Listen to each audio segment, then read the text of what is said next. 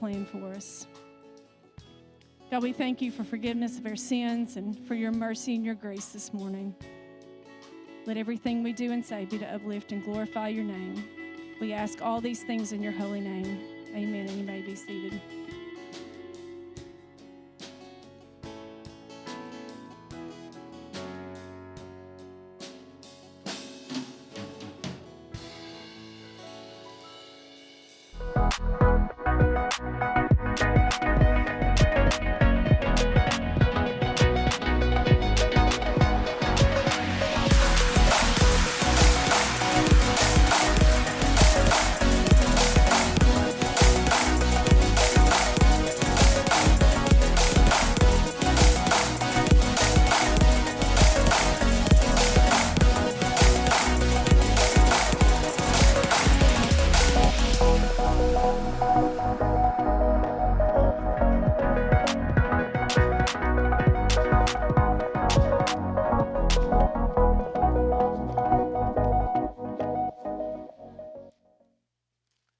What's up, DCC? How are you guys today? How are you guys today? Hey, it's not raining. It's Sunday morning. You're in church, and the Cats are back in sole possession of first place. Come on now. How are you this morning? That's better. Come on now.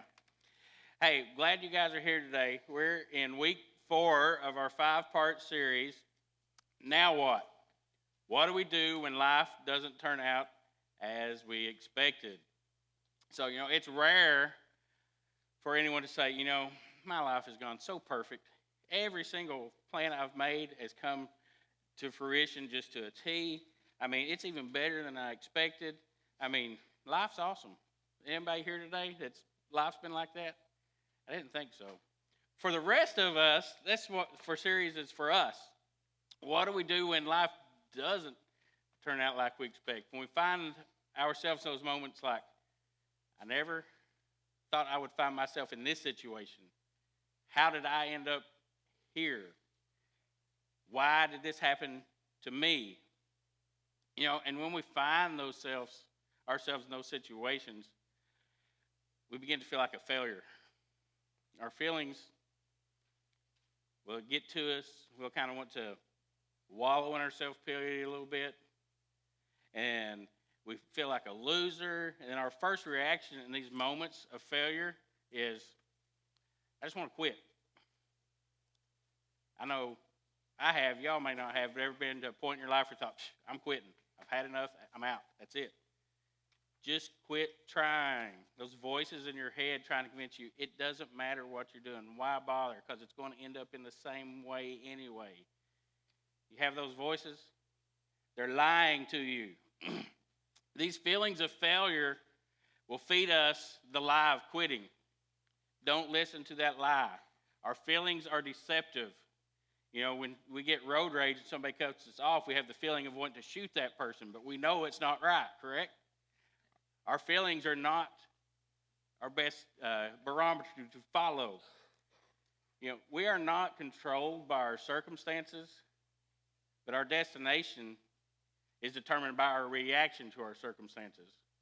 What do we do? How do we react when we find ourselves in those now what moments? Here's the thing about quitting. It's 100% guarantee that you will never make it.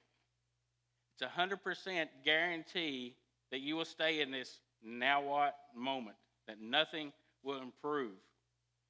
Here's the other thing about quitting. We become stagnant. Here's the thing about being stagnant. Things that become stagnant, over time they begin to stink. You know what I'm talking about? Has anybody been around a stagnant pond? Water's flowing, it's nice, it's cool, there's fish and all that. Then the water quits flowing. Then it just kind of starts warming up a little bit in the pond. You think, it don't seem to be as active as before.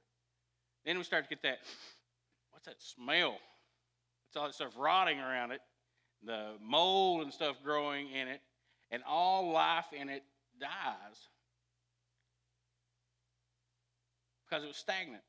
And that's what happens to us. When we decide to quit, we have this slow fade. We think, well, I'm just going to quit. And at first, it's like, oh, this feels good. I don't have any responsibility. I've taken my hands off the situation. This slow fade. Then we go from being a useful person to a useless person. And then we go from being useless to actually one causing problems because we decided to quit. Now, Jesus is not a fan of Christians that are stagnant. In Revelation, he wrote to John's letters to the churches. In one specific church, he said, you guys, you show up on church, you still do some good deeds, but you're stagnant. You're lukewarm. You're not hot about anything. You're not cold about anything. You're just stagnant. It makes me want to puke. That's what Jesus said about stagnant Christianity. So when we get these lies in our head, you just need to quit, you're a failure, don't bother, it don't matter, forget those. They're lies. They're from Satan. They're not from God. So during these now what moments when we want to quit, do what will bring you success. Do what will bring you success. And that's what we've been talking about through this series, truths that will help us get to where we want to be. So at this point, you might be asking, what will bring me success during these moments? When you're in these now what moments, what immediately comes to your mind when you think, you know what I need to find success? Think in a minute in your mind, what immediately comes to our thoughts? Well, if I just had some more money, this time would be better. If I had a better job, I would find success. Well, if I had a new him, I would have success. If I had a new her, things would be better. Well, if I was, at a different school, things would be better. And we think all these things are what's going to change us, bring us success. That's not what it is. And I think when we find out what it is, we already know the answer deep down. It's just not the answer we always like. During times like this, we want success. According to research, the number one predictor of success is this: grit. The number one predictor of success in life is grit. It's not money. It's not job. It's not your social status or your new man or woman. It's grit. All successful people share this one common characteristic. A lot of research has been done in this area because people want to know, hey, what do you got to do to be successful? I can write a book about it. I'll get rich. Most recently, and one of the most popular people to talk about is a lady named Angela Duckworth. She's done a lot of research on this. And it's interesting. She started out as a teacher in New York, and she observed her students. Why would some of them do well and some not? And she started looking for patterns. Well, is it, the social background? Is it the economic background? Is it the race? Is it the school they attend? Is it the parents' involvement? And over time, she found out the number one predictor of success, no matter what, was grit in that child that has a determination to get things done. So this is what really is at it. And what we kind of know that as for us, it's like, just get down and do the hard work and make it happen. Now, they define this in the research as grit as a positive personality trait based on an individual's perseverance of effort combined with the passion for a particular long-term goal or end state. To me, it sounds like this. It's a positive, persevering person and a passionate plan.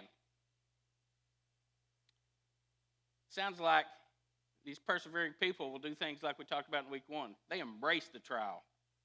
They don't try to get out of it. And they do like we talked about last week. They embrace the plan. They have a plan and they follow it. They get it done.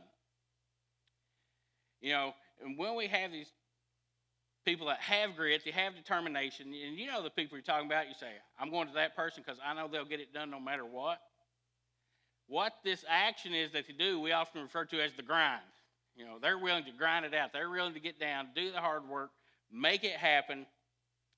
Just, hard, old-fashioned perseverance, work, and they'll make it happen. Now, if you're a UK basketball fan, you'll probably know that Coach Cal will tell his incoming freshmen every year, if you want to be successful, if you want to go past being a really good high school player, if you want to go past just being a college basketball player, if you want to be one of the best in the NBA, you have to embrace the grind. And he says, if you're willing to come here, you need to be able to embrace the grind to make that happen. And a result, about 20% of the maximum contracts in the NBA are Cal's players because they chose to embrace the grind. They didn't, oh, I'm good, I'm just going to sit back and let my talents take over. They work. They get up early. They skip the social activities, skip the parties. They don't stay around all day in bed. They work to make it happen. They grind it out.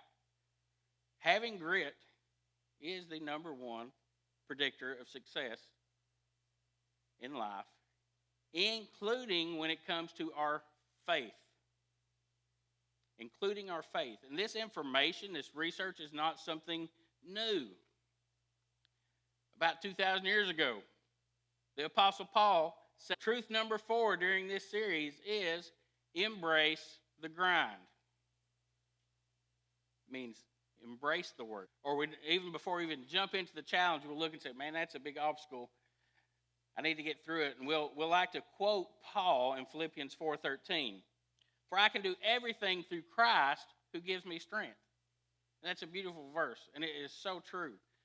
But we kind of misinterpret it sometimes. You know, a lot of times we love to put it on our kids' sports things because, hey, it shows that we're believing in Jesus and he's going to give us this win. And it's good, but that's just not what it's about. It's not like, hey, something hard is about to happen. I'm going to sit back, say a little Bible verse, say a prayer, and let God just usher me into, victory. Because, there's a little context to this verse. What happened in chapter 4 was preceded by what he talked about in chapter 3. So that's what we're going to look at today. We're going to be in Philippians chapter 3, starting in verse 12. But let me give you some context of this when Paul says, I can do everything through Christ. I can make it through anything because of Christ. Paul had just completed 3 missionary journeys. He had started churches all over the Mediterranean Rim, taking the gospel throughout the world. And when he returned to Jerusalem, a lot of the traditional Jewish people were not happy with Paul. He was taking their influence. He was taking their power. So they decided, hey, we're going to hire some guys to make some false accusations to Paul and have him arrested. So he was arrested for something he didn't do. And they were ready to kill him, but he said, wait a minute, I'm a Roman citizen. Take me to Rome to try me. And so they put him on a ship to Rome, and he's shipwrecked. He almost dies in the shipwreck. He still ends up making it to Rome, and he's in a Roman house imprisonment when he writes this letter. He's like, this is awesome. Where he's at this point, he is in jail for something he didn't do. He's been almost killed because he's been shipwrecked. He's also been beaten, almost stoned to death. He's what most of them consider a now what moment. How did I end up here? Why am I in house incarceration because I'm doing what God wanted me to do? That's a now what moment. And it's interesting because Philippians is considered one of his letters of joy. He has joy in his now what moment. And so while he's under imprisonment, the church in Philippi hears about his situation. They send him a gift. Don't know what it is. Most likely it's money. Most likely it's supplies to write with, maybe some medicine. But they send him a gift. And he's writing this letter back to this church that he planted a few years earlier to encourage them because life is awesome from his situation. He is not quitting even though his circumstances aren't the greatest in the world. So let's look, starting in verse 12, chapter 3 in Philippians, what Paul says. I do not mean to say that I have already achieved these things or that I have already reached perfection. What he's saying, I know I'm not there yet. I know I'm not perfect. I know I haven't done everything God has for me. But I press on. But I'm embracing the grind to possess that perfection for which Jesus first possessed me. You realize, hey, I know there's something more. There's still something better. And I'm going for it. No, dear brothers and sisters, I have not achieved it, but I focus on this one thing. Again, I know I'm not there yet, but I'm going to try to get there. I'm going to focus. Forgetting the past and looking forward to what lies ahead. So the past is the past. What I've done good is great. What has been done to me is bad. That's there too, but I can't cling to it. Because if I stay in the past, it will stop me from looking forward. Because there's something forward I want still. He says, I press on to reach the end of the race. I embrace the grind to reach the end of the race, to finish well, so I can receive the heavenly prize. There's still more. There's a prize to get there, and I don't have it yet. The prize for which God, through Christ Jesus, is calling us. Let all who are spiritually mature agree on these things. And if you disagree on some point, I believe God will make it plain to you. I like that. He's kind of saying, those who are spiritually mature get this. Those of you that are arguing with it and saying it's wrong, you're immature. But you'll grow up one day. That's kind of what he's saying here. But we must hold on. We must embrace the progress we have already made. Don't quit. Don't let go of what you've already done to this point. Because we've got somewhere to go. We've got more to do. There's more ahead of us. That's what Paul is saying when he talks about I can do all things through Christ. He's saying how to here. He's saying you got to press on. I've got to press on to make this happen. And what I see in this, in Paul's advice, is this. People that embrace the grind are forward thinkers. People that embrace the grind are forward thinkers. Because they don't get stuck in the past. They realize there's more. They realize that they haven't arrived yet. So forward thinkers, through what I see through these verses, there's 5 characteristics from what Paul kind of shows here. Number 1 is forward thinkers are self-aware. They realize I'm not all that in a bag of chips. They realize, hey, I've done this. I get it. I'm there. They realize there is still more to go. They realize they still have work to do. They're not just sitting back. They realize where they're at, and they haven't achieved it yet. The second thing forward thinkers do is they have vision. They know what is possible. They know that there's more that lies ahead. They can know where they're at, and they know where they want to be, and see it, and figure out how they're going to get there. How do I go from here to there?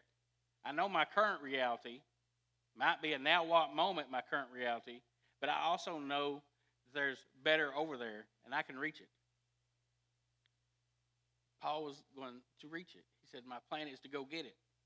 In Proverbs 29:28, King Solomon, one of the wisest men ever, at least at his time he was the wisest man ever, he said this. He said, where there is no vision, people perish. And what he meant in this, and if we read the translation of this, is Solomon saying, where there is no God-given purpose, where there's no plan for me, where there's no goal I'm trying to reach, people will drift away. Because the word they used here for perish actually meant for ladies that would take their hair down and let the wind blow it everywhere it goes. Just wherever the wind goes, that's where I'm going to go. He said, if you don't have a vision of where you want to go, you're going to drift around somewhere. You just don't know where that somewhere is going to be until you decide, hey, how did I end up in this point? How did I end up here? This isn't where I expected. Well, that's because you didn't have a vision to get where you wanted to be. So you just floated around. It's like we took our boat, untied it, and put it in the ocean. It lands where it lands. That's where it happens to us if we don't have a vision. Now, the third characteristic of forward thinkers is they let go of the past. We cannot move forward if we're always clinging to the past. And these people have learned to embrace the Frozen mantra from Princess Elsa, let it go. Anybody got kids? Know what I'm talking about? Let it go. I can't sing, but it's a song, and they let it go about 400 million times. And if you have a kid, you hear it, it gets your mind, and it don't ever come out. But that's what we have to do with our past. If we want to move forward, if we want to embrace the grind, if we want to get out of this now what moment where I am currently, I have to let go of the past. Because nothing keeps us from moving forward like our past. Nothing keeps us chained to where we are like our past. Now, let's spend a little bit of time here before we go on to these others. But when it comes to letting go of our past, there's three different kinds here I see. One, because I have done bad. You know, we have a hard time letting go of our past because of things we've done. And we tell ourselves, well, God doesn't want me because of what I've done. God can't use me because of what I've done. I don't deserve this. I've disqualified myself because of what I've done. So we try to stay anchored to our past. And that is so further from the truth because he wants us to move on. Now, Paul, that's writing this letter that says he can do all things, he has a past. Because before he was the Apostle Paul, he was Saul, who persecuted Christians. It was his main job to go find Christians and persecute them. Some of them he took their houses. Some of them he kicked out of the land. Some of them he stoned to death. Some of them he presided over beatings. And he presided over some of their deaths. Paul had a past, and he could have thought, I will never be able to serve Jesus because of my past. But he didn't let that stop him. So, if we think we have a past, it's not like Paul's. Okay? So just because you have a past doesn't mean you can't go forward. Sometimes we have to forgive ourselves. God will forgive you. God already has forgiven you through Jesus on the cross. We got to forgive ourselves so we can move forward. Now, a second thing that keeps us tied to the past is because what has been done to me. Some people refuse to press on. Some people refuse to go on because what has been done to them in the past. Someone has wronged me. Maybe it was, somebody close. Maybe when you was a child, the person that was supposed to protect you allowed harm to you. Maybe your spouse left you. Maybe your kids rebelled against you. Maybe your business partner took all of your money and left you broke. Bad things happen.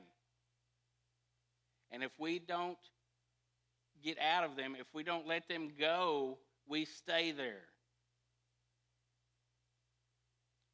You have handcuffed yourself to the past when you do this.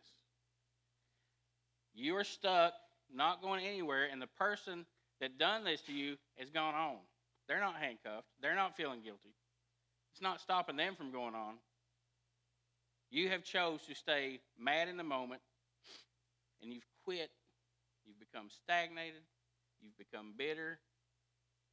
You've isolated yourself. It's no good. Now, until you forgive that person, you're not going forward. You can't be a forward thinker. Now, Paul, the guy that's writing this letter, says, but you don't know what's been done to me, Pastor. I don't. But I do know what was done to Paul. I know the people that he was raised up with, that he went to school with, was educated with, and worked with. People he knew by the first name were the people that lied and put him in prison. And he could have stayed, this has been done to me, I don't deserve it, I've been done wrong, and he could have stayed right there and just quit. But he didn't. He moved on. He pressed on. You've got to be able to forgive that person to move on. Because God already has too. The same way he forgave you. Now there's one more thing about our past that we kind of overlook a lot.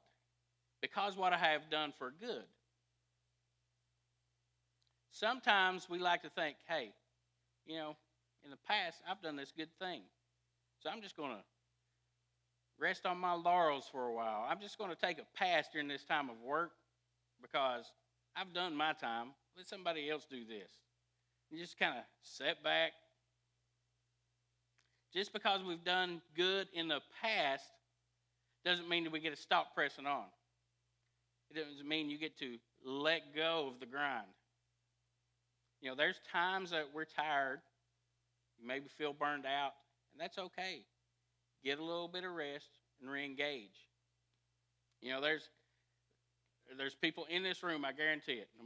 If you've been a Christian for a while, you were either at another church and you were active in ministry, you were busy, you got burned out, you got tired, you got your feelings hurt or whatever, so you stepped back. That might be why you're here. Like, I had to go somewhere else. How long are you going to step back? Maybe you've been here since the beginning. Maybe you've been here at DCC for 10 years, and there was a time you was active, you were busy, you were in ministry, and you got tired. And he's like, I need a break. That break went 3 months, 6 months, 3 years, 6 years. And he went from breaking to stagnant. What is it? And I get it. Work is hard. The grind is hard. You grind, you get rest, you grind. You grind, you get rest, and you grind. We don't ever stop, though, because when we stop, we become stagnant. When we become stagnant, we become of no use. And then at times we end up also causing trouble for others. Re-engage. Because the dangerous thing about staying in the passive or good is it will kill you spiritually and it will repel people around you. Yeah, I did this 8 years ago. What have you done lately? Have you quit the grind? Paul had done 3 major missionary trips. He started churches all around the Mediterranean Rim. He had went through everything to do it. He was beaten, he was arrested, he had to flee for his life so many times around it. But he didn't quit. He did have periods of rest, but he never said, oh, I've done mine. It's time for the next young generation to step up and take over. He pressed on. He stayed the course. Re-engage, because guess what? None of us have arrived yet. None of us have arrived yet. All right, so let's go on to number 4. Forward thinkers have worthy goals. They have goals worth striving for. Most of us are embracing some kind of grind. Just what grind are you embracing? What are you chasing? What is it you're trying to grab a hold of? What are you pressing on towards? Is it career? Is it wealth? Is it kids? Is it relationships? Is it sports? Is it my comfort? We're all putting efforts to something. We're all working for something. But what is it? And some of us will replace this prize that Paul is talking about, the prize that Jesus has for us, with something else. Sometimes we'll think, this significant other will make me happy. And we just do everything we can to chase that guy, that girl. Maybe it's just my comfort. I've worked, now it's just I'm going to chase comfort. I'm going to chase pleasure. I'm going to chase what makes me happy. Is it worthy? Is it worth putting your efforts into? And if you're not sure what you're pursuing, because we all have this ability to justify in our mind that everything we do is good, spend some time evaluating. Where do I spend my time? Where do I spend my money? Where do I spend my time? Where do I spend my money? That's what you're chasing. That's what you're striving for. That's what you're pressing on towards. Is it worth it? Is it going to be something that makes a difference for eternity? Or is it just something temporary? The last thing that we see kind of Paul talk about in these forward thinkers is that they're mature thinkers. He says that those that press on, they've matured. It's a characteristic of mature people is that you just keep on doing what you're supposed to do. Have you arrived yet? How do you become a mature thinker? Where are you at in your studying of your Bible? Are you mature in it? Or you just kind of put it off and say, well, I'm doing this at church, and so I don't have to mature in my thinking. You know, characteristics of immature thinkers are that they're childish, selfish, not willing to share. They have this lack of self-control. They need a babysitter sometimes, cause a stink when they don't get their way, and hide to go do things they shouldn't be doing. Now, if you're doing any of those, so you find yourself in that feeling that way, you're still in that immature mode. And then we'll get stuck and we'll quit when we're immature. You're like, fine, I'm taking my ball and going home. You know what I'm talking about? We get stuck. We can't go forward while remaining immature thinking. Pressing on, embracing the grind, to get where we want to be requires forward thinking. Why do y'all think Paul says press on? Is there anything you think Paul is considering when he wants for us when we do this? He's thinking, if you press on, you'll just be a really good person. Or maybe if you press on, it'll just make God happy. I don't think that's it. Because what he says, those that embrace the grind are the ones who find the prize. The ones who embrace the grind are the ones who find the prize. Can you ever get the prize if you quit? Can you ever reach the end of the race if you quit? Will you ever get out of where you are if you quit? Will you ever become mature if you quit where you are? Because those that embrace the grind are the ones that find the prize. What is this prize Paul's talking about again? I mean, you read something. What is it? Refresh my mind. Paul said the prize is to reach the perfection for which Christ died for us. To become that perfect person, completely forgiven person. Paul said, I know I'm not there yet, but I will one day because of what Jesus did for me. He said, this prize is what allows me to do all things through Christ. If I quit, Christ isn't going to do anything through me because I've quit. It's when we embrace this that we find that Christ's strength can get us through anything. It's how he said, as we're counted as righteousness, which means to be forgiven for our sins, so that we can appear before God. It's the prize is what allows us to go to heaven when we die. It's the prize that allows us to be called the sons and daughters of God. That's what it is. It's about being in a place where we're not continually having to say, now what? How did I find myself up here? How did I find myself in this situation? If we believe that we can do all things through Christ, then we must imitate him in embracing the grind. Because Jesus embraced that grind. So you and I could also. What did he do? Well, Jesus was in heaven, completely perfect, sitting beside his Father, our Creator, and chose to leave to come down to this imperfect, sinful earth. He went through every single thing that we went through. He faced every single temptation that we face.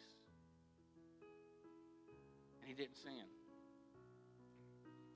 He was betrayed by one of his closest friends for 30 pieces of silver. In his most time of need, those closest to him fled.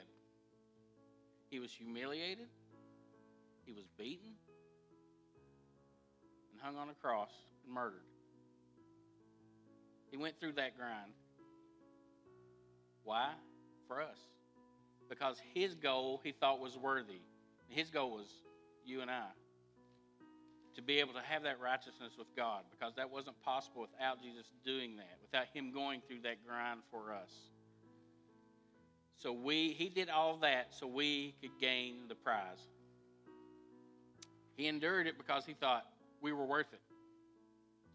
You might not think you're worth it, but Jesus did, and that's all that matters. He did it because he loves us. You might not think he loves you, but he does, and that's all that matters. Put our faith in Jesus, and his work on the cross is the only way we can attain this prize. It's the only way we can get righteousness. It's the only way we can be justified before God. At that point, when we are beside him in heaven, then we can say, I've arrived. Until then, we have got to embrace the grind. It's a fight worth fighting.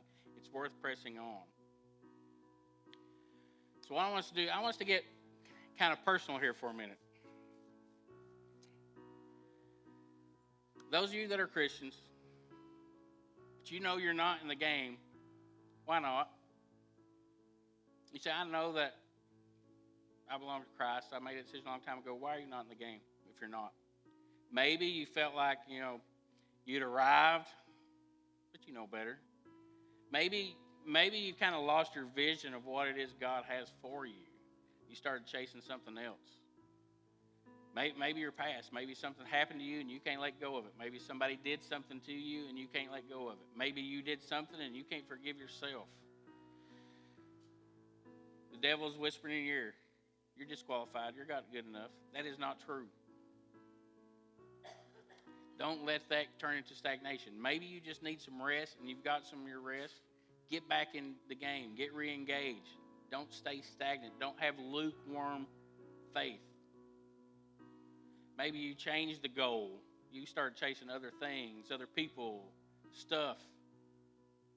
Maybe you've just been immature in your faith. You made that decision to follow Jesus, but that's it. And for months or even years, you haven't done anything to grow and mature to become what he has for you, to be able to grab these things he has for you. Whatever that thing is that's keeping you from pressing on, I don't know what it is, but you know what it is. Maybe it's a person, maybe it's a thought, maybe it's something that happened to you. I want you to write it down on the bottom of that handout you got when you come in here. It says, what are the things that are stopping you from pressing on? I want you to write it down here. Put it at that bottom of the hat. Name it. Write it down. Be honest with yourself. Then what I'm going to do is I'm going to ask the band to come out here and play a song. And what I want you to do is after you write it down there, I want you to tear that off with that dotted line. And I want you to do is take that and fold it up. And come down here and use this stage as an altar. Pray to God about it. God, this is stopping me from pressing on. I don't want to stay stagnant anymore. Help me be bold and go forward. And after you do that, water it up and put it in this can and let it go. So I want you guys to stand. Now, there's some of you in here, it's about your relationship with Jesus. The first thing you need to press on to, the first thing you need to embrace is Jesus. You've never done that. You've never taken the time to make him your Savior. You've never taken a hold of what he did for you on the cross. Now, if that's you, I want you to take that connect card and put on there, today I'm giving my life to Christ, if you want to make that happen today. And make sure you turn it in the buckets or take them out front to the information desk so we can contact you so we can help you take those next steps in following Jesus. That's where it all starts. So what I'm going to do is ask the band to play. I want you guys to use this stage as an altar. And whatever it is that's holding you back from pressing on, let it go.